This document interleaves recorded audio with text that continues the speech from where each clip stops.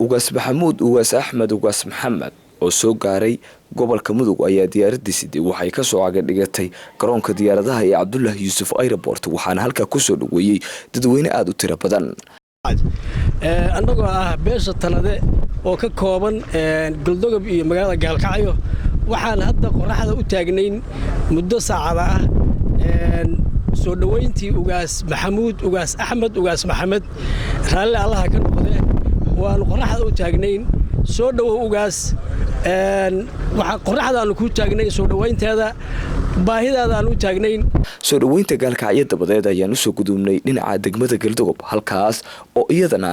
ugaasku uu kala kulmay soo dhaweyn aad u weyn taas oo ay soo dhaweeyeen dadweynaha kala duwan ee degmada Galdogob ururka haweenka dhalinyarada odayaasha dhaqanka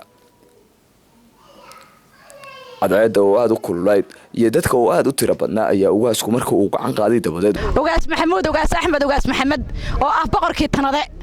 oo ugaasyada kale oo Soomaalida dhan oo guud ahaan ugaas ah laakiin annaga haddaanu nahay beesha Tanade boqorkayagii ah oo maraya inta soo fac boqorka waxaanu leenahay waa maalintii Tanada Israaciil ahaa waa maalintii guusha la haleelay waa maalintaan midownay waxaanu ku rajaynaynaa ilaahay waxaanu ka baranay cimrigaaga cimri ilaahay inuu kugu daro waxa loo soo gudbiyay dhinaca guriga ugaaska halkaas oo uu kulan kula qaatay qaybaha kala duwan ee bulshada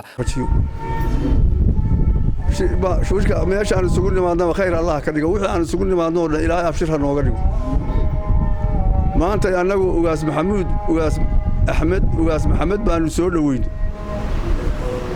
soo dhaweyntiisu farxad weyn bay noota dawlad goboleedka Puntland baan anoo ka tirtana dawladda Soomaaliya waa ka tirtana dawlad goboleedka waxaan ogeysiinaynaa oo la socday haddana si ogeysiinaynaa ugaas Maxamuud ugaas Axmed ugaas Maxamed aanu dooranay aanu shubkii baan noo haray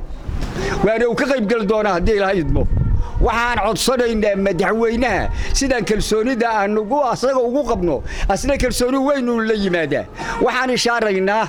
markii uu dhintay ugaas Axmed si sharaf badan buu yimid oo wanaag badan buu yimid oo qurux buu dhaliyay haddana tan quruxda inuu nala dhaliyo baan ayadana ka codsanaynaa waana maadsan yahay madaxweynahana waxaan leenahay shacab baa ku aqbalay waxana ugaasku uga warbixiyay safarkiisa waxyaabaha uu la xiriiray iyo waxyaabaha uu la soo kulmay ku dar laha waxa weeye